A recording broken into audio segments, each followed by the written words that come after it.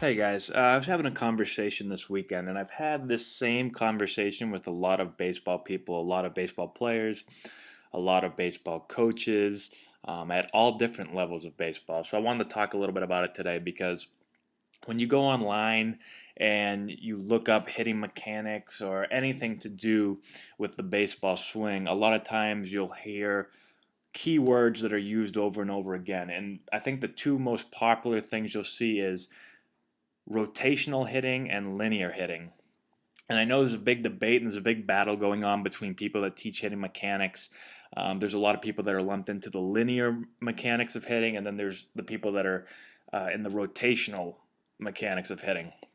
Now, from what I've kind of read and seen, it seems like linear hitting was what people thought happened back in the older days, and there's been a shift to this rotational hitting. Now, I don't know the exact definition, so people that are really gung ho about putting a label on a type of hitting mechanic, whether it's linear or rotational, I can't say that I know the exact definition of what they're going by. But when I talk about hitting, I don't really say that I teach a linear mechanics or I teach rotational mechanics. I pretty much just try to teach hitting. And I think there's aspects of both that are in that.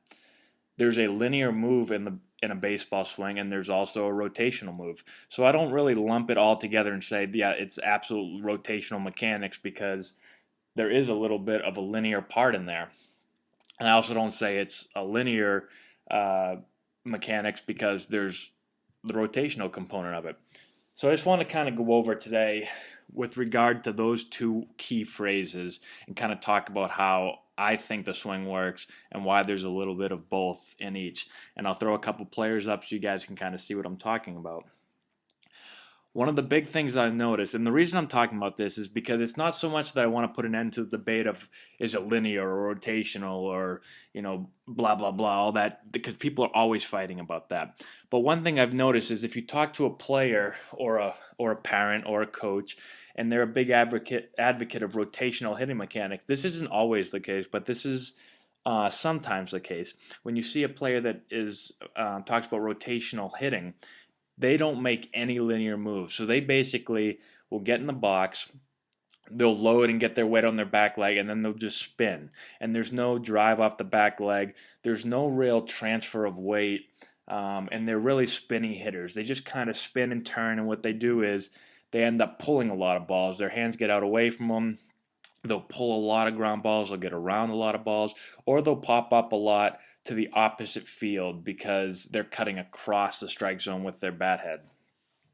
And when I'm working with these players and I kind of try to talk to them about how they need to get a little bit of a linear component into the swing, they need to get a drive off the back foot, they need to transfer their weight a little bit better.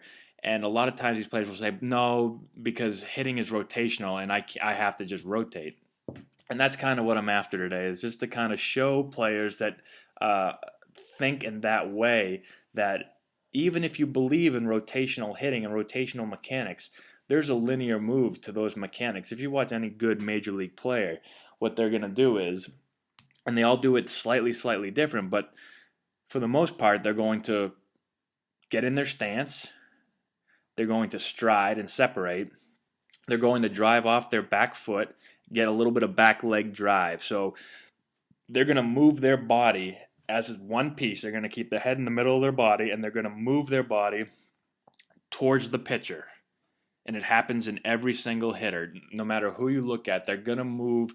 Some move more than others. Some have bigger strides than others. Some have no stride. But they still do this where they're moving their body towards the pitcher. Then, once their front foot lands, it's completely rotational. So there's no more forward drive. The forward drive part of the swing is very important. It's where you build up momentum. It's where you get something to hit with. And that has to take place. You can't just sit there and spin. You won't have any rhythm, but you also won't have any momentum, anything to hit with.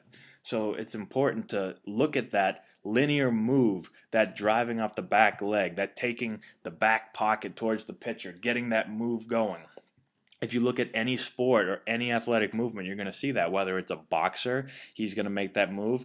If it's a pitcher, if it's a quarterback, if it's you can look at every sport, every athletic sport, there's going to be a move like that. And if you look at major league hitters, they're going to do that also.